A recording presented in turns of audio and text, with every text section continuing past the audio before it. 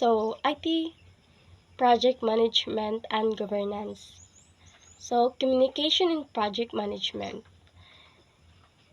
is effective ni siya sa pag-communicate to your team and involved ni siya sa rules, responsibilities, and project objectives. So, clear communication channels among team members, stakeholders, and other relevant parties help facilitate collaboration, problem solving, and decision making. Kani siya is clear dapat ang inyong communication to your member para mas madali niya dapat na amoy collaboration to successful your project and problem solving and decision making. So, here are some key aspects of communication in project management. So, first is identify stakeholders. Identifying all stakeholders involved in the project. So, of course, ang stakeholders is involved yun ni siya sa tuang communication. These include internal team member, external vendor, clients, sponsors, and other relevant or groups impacted by the project. So, mo to siya ang identify stakeholders. Then, determine communication need. So, sa atong project is magkuan kita una-una kita og mag-determine kita og unsay kuan needs sa ato ang project. So, dapat diri is understand the communication preference and needs of different stakeholders. So, dapat makabalo ka og unsay mga kinahanglanon sa inyong client or sa inyong stakeholders para mas madali. Some stakeholders may prefer regular status updates, while others may only need to be informed of major milestone or decision. So, mao to siya ang determined communication need. Is kinahanglan ninyo siya i-update, kinahanglan ninyo siya i-inform of major milestone or decision. So, third is establish communication plan. So, develop a communication plan, outline the frequency, methods, and content of communication for each stakeholder group. So, there is involved po siya sa outlining the frequency, methods, and content of communication. Then, specify the tools and platforms to be used for communication. So, such as email, project management software, video conferencing, or collaboration platforms. So, diri sa kuan sa communication plan, establish communication plan is kuan jud ni siya nag-involved kuan jud ni siya including jud ning email, project management software, o video conferencing or collaboration platforms. So, mao to siya ang number 3. The fourth is define rules and responsibilities. So, sa communication project management is kinahanglan jud ka mag-define a rules and responsibilities to each your team or stakeholders.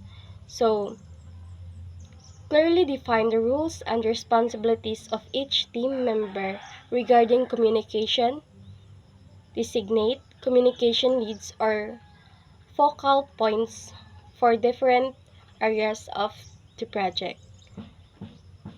Mao to siya ang define rules and responsibilities. Need jud na to siya i-define to successful our project basin day og lahi tong iyahang na sunod nga rules niya. Iyang rules day is kuan kanang siya ang tig identify if what is the problem of to our project niya. Ang iyahadeng nga kuan is siya ang sige ra siya tan-aw sa nag-coding niya, siya wala siya gibuhat. So, need jud na to siya i-define if unsa jud ang responsibilities niya sa isa ka project or unsa iyahang rules, I mean. So, Mo to siya ang number 4. Number 5 is regular status updates. A scheduled regular status meetings or update to keep team member and stakeholders informed about the project, accomplishment, challenges, at upcoming milestone. So, diri sa regular status updates is, ano to, kung naingon ko na to siya gain na, is kinahanglan jud ninyo i-update ang inyong team member. If ang ilahang rule is mao ba ilahang nasunod, kay basig wala nila nasunod niya, mas ma-delay ang inyong project nga buhaton kung dili ninyo i-update. So, need jud ninyo nga mag-meeting or concerned o mangutana mo unsay concern ninyo sa inyong project para mas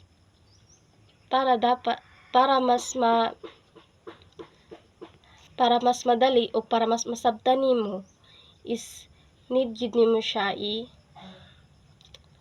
mo explainan siya o unsa iyahang problema sa iyang project para matabangan o di man niya makaya. So, need na to is mag-provide food og feedback and make decision collaboratively. So, pwede po yung mag-collab para mas madali ang inyong trabaho. Mao to siya ang regular status updates. Next, 6. Foster open communication. So, sa foster open communication is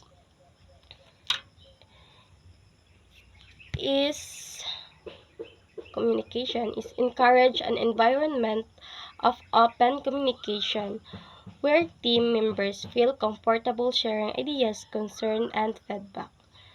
So, sa foster open communication is nindot ni siya sa ato ang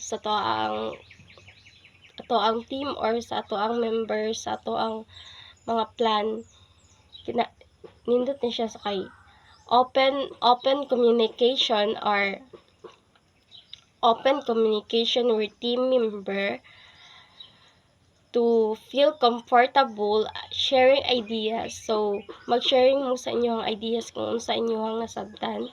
Then, concerns and feedback. Like example, ako mangutana ko, okay ba ni siya nga design as a IS or IT? Mangutana jud ko, okay ba ni siya nga design? What if dili di sila ganahan sa akong client is dili di ganahan sa ako ang design. So need na ko ipa-check sa ilaha para ilahang ma-feedbackan kung nindot pa or dili or napa ba kay idugang or wala na. Then create opportunities for informal communication such as team building activities, virtual coffee breaks, or online discussion forums. So, next is create opportunities. So, mag-create the tag opportunities for informal communication. Kanang like mag-meeting ta ninyo dito sa coffee shop kay mas dito mag virtual coffee breaks or online discussion forums. Then number 7 is document communication. So the word document communication is keep records of all project related communication, including meeting minutes, emails, and decision logs. This helps maintain accountability, track progress, and resolve disputes. So, sa document communication is maudirian na siya ang meeting minutes. So, i-document kanang i-check na good niya inyo nang ipasa ang inyong document niya, i-check dito if okay ba, if nabay kulang para og naay kulang is pwede pa mausab. So adaptability. So mao to siya ang number 7, document communication. Mga record sa mga meetings ninyo good, mga meeting sa mga meetings or decision logs. So, number 8 is adaptability. So, diri ata sa adaptability. Be prepared to adapt communication strategies based on the evolving needs of the project and feedback from stakeholders. So, diriya is dapat prepared ka sa mga adapt of communication, mga strategies, mga based sa imuhang project or from mga strategies nimo nga involving siya sa imuhang project niya. Ang mag-feedback ana is ang stakeholders. Stay flexibility and responsive to changes, particularly in dynamic or complex project. So, mao to siyang adaptability is dapat prepared ka og unsay feedback sa imuhang stakeholders kay malay nato yang ang okay rag ang kuan sa stakeholders is, wow, your project is so very nice. Yeah, what if dili magustuhan sa imuhang stakeholders ang imuhang gibuhat? So dapat imuha jud siyang dapat kabalo ka mo adapt sa imuhang kung unsay response or sa imuhang stakeholders. So number 9 is resolve conflicts promptly. So, diri as a resolve conflicts promptly is address any conflicts or misunderstanding and communication promptly and constructively. Use active listening and empathy to understand different perspectives and find mutually beneficial solutions. So, 3 as a resolve conflicts promptly is if ever na may conflicts or misunderstanding to your members in communication is use active listening and empathy to understand different perspectives and find mutual beneficial solution. So, dapat dili na mag-away-away para mas madali ang inyong mga project. Kung na may mga misunderstanding, dapat istoryahan ninyo para walay gubot nga mahitabo. So, number 10 is continuous improvement. So, sa continuous improvement is regularly evaluate the effectiveness of communication channels and processes, solicit feedback from team member and stakeholders to identify areas for improvement. So, diri sa continuous improvement is involved gihapon ni siya sa atong regular updates. Kay magkuan man gihapon mo pag-communicate ng gihapon mo para mabalaan ninyo ang inyong unsa ni ba ang inyong kulang or unsay mali ninyo para sayo pa malisda na siya or mausab. So, stakeholders sa continuous improvement is mag-evaluate siya sa mga effectiveness of communication channels and processes. So, napod na siya i-solicit feedback from your client or stakeholders. Naani siya solicit feedback from team member and stakeholders to identify areas for improvement. Then, implement lessons learned from previous project to enhance communication practices and future endeavors. So, diri is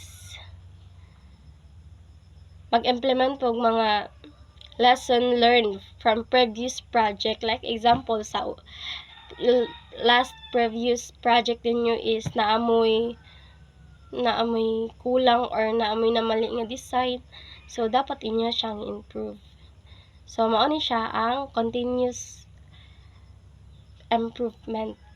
So katutanan ako ang gipang istorya is all about communication in project management. So that's all. Thank you. Communication project management. By the way, I am LG May I Logroño. Thank you.